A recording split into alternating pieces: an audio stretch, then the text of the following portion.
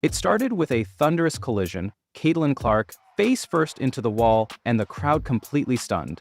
Clips of it exploded online, headlines ran wild, but what really happened after that moment tells a much deeper story.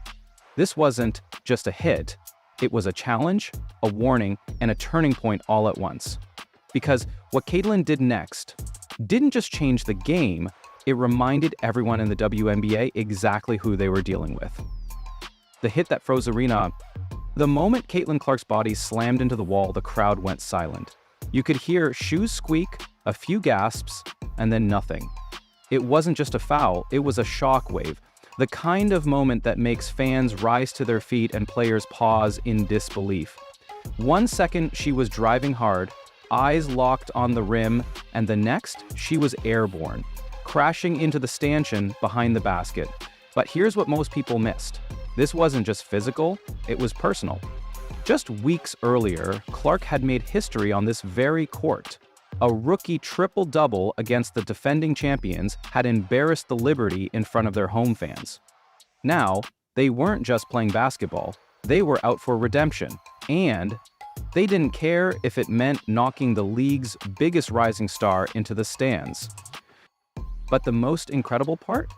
Clark didn't stay down. She barely took a second to react. She got up, looked at her bench, and walked straight to the free throw line. No drama, no stare downs, just grit. This wasn't the beginning of a meltdown. It was the start of a response that would shake the Liberty all over again. A rivalry born in the fire of last season. This wasn't just another regular season matchup. No, this had roots, deep ones. The last time Caitlin Clark faced the New York Liberty, she made history, not headlines. A triple-double against the reigning champions. As a rookie was more than impressive, it was personal. She embarrassed them. She became a viral sensation, and in doing so, she put a huge target on her back. So when the schedule brought them face-to-face again, the Liberty weren't planning to play. They were planning to punish.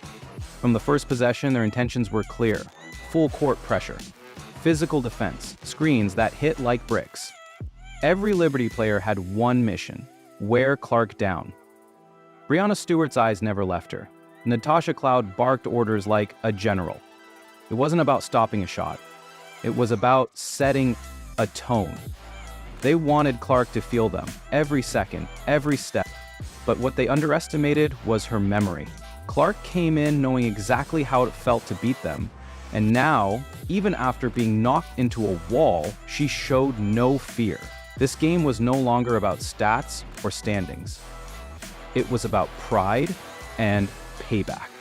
The court turned hostile, but Clark's focus sharpened. By the time the second quarter started, the game felt like a pressure cooker. The Liberty weren't just defending, they were swarming, pushing, and bodying Clark every chance they got. But she didn't flinch. Instead, she slowed the game down in her mind, seeing lanes and angles no one else did. On one play, she baited two defenders out of position before zipping a no-look pass to Aaliyah Boston, threading it through a gap that barely existed. They assist number 5 and counting. The crowd buzzed with anticipation. Clark wasn't hitting deep threes yet, but she was quietly orchestrating everything. Every time the Liberty tried to turn the screws, she escaped, adapted, and elevated her teammates. But then, Natasha Cloud turned up the heat. She picked off a lazy pass and sprinted for a coast-to-coast finish. The bench exploded. Clark responded immediately, driving the lane, absorbing contact, and converting a tough and one layup. She was sending a message: you can push me, you can hit me, but I'm still going to control this game. Every possession felt like a statement, one that said this rookie doesn't just belong, she's running the show. She took their best shots, then took over the game. Late in the second quarter, with the Liberty beginning to stretch their lead, it looked like Indiana might fold. The energy shifted. Stewart was knocking down jumpers, and Cloud was everywhere, drilling back-to-back threes, stealing passes, and mocking defenders with every made shot.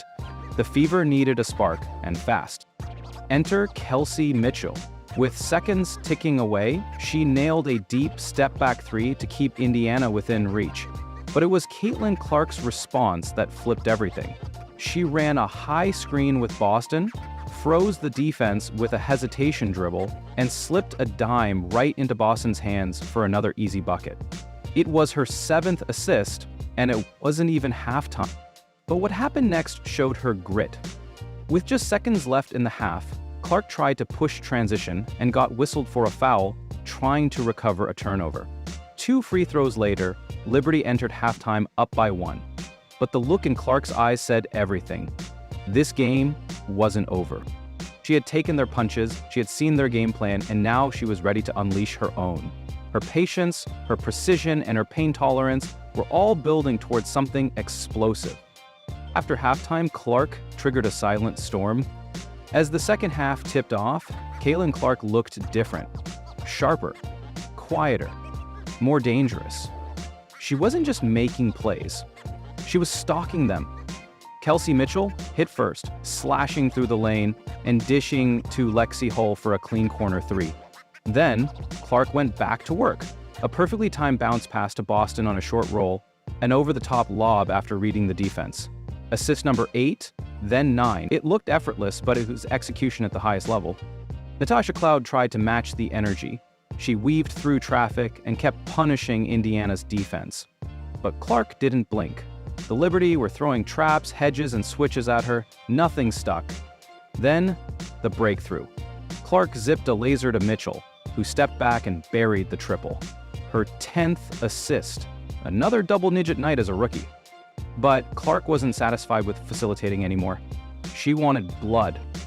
Moments later, she spun past 2 defenders, slid underneath a collapsing lane, and flipped in a reverse layup that had the crowd roaring.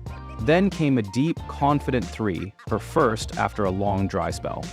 The entire arena erupted. The spark was back. And so was Caitlin Clark. The 4-point play that flipped the entire arena. After missing her last 12 3-point attempts, Caitlin Clark sized up her defender and let it fly from deep, beyond the arc and beyond expectation. The whistle blew, the shot dropped, and just like that, a 4-point play changed the game's energy completely. It wasn't just a score, it was a resurrection. The Fever, once trailing, were suddenly in control. Clark added the free throw, then came right back down the court and tried to do it again. This time, Breanna Stewart met her at the rim and swatted the shot into the stands. Clark hit the floor hard, crashing into the base of the hoop and tumbling into the crowd. But she didn't stay down. With less than 5 seconds in the quarter, Indiana inbounded to Clark. She took 2 steps past half court, stopped on a dime, and launched a logo 3 at the buzzer. Nothing but net. The entire gym exploded. In under a minute, she'd gone from ice cold to nuclear, from struggling to unstoppable. And now, Indiana, down 9 at halftime, was leading by 8 going into the 4th. The momentum wasn't just shifting, it had flipped completely. And everyone knew who caused the earthquake. He left the Liberty shaking with every possession.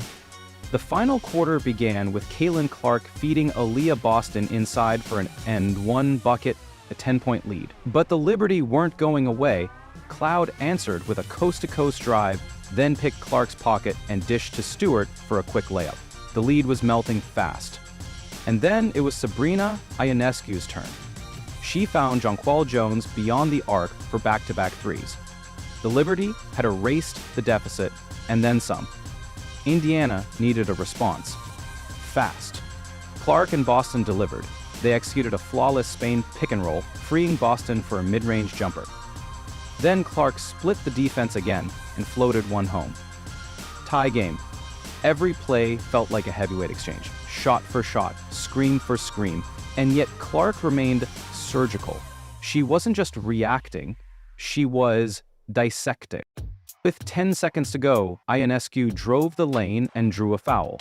2 makes later, Liberty led by 2, Indiana had one final chance. Clark got the ball, crossed over twice, looked for space, and lost the handle. No foul, no whistle, game over. But even in defeat, the last quarter proved something. You can knock Caitlin Clark down, but she'll get up and come back swinging harder.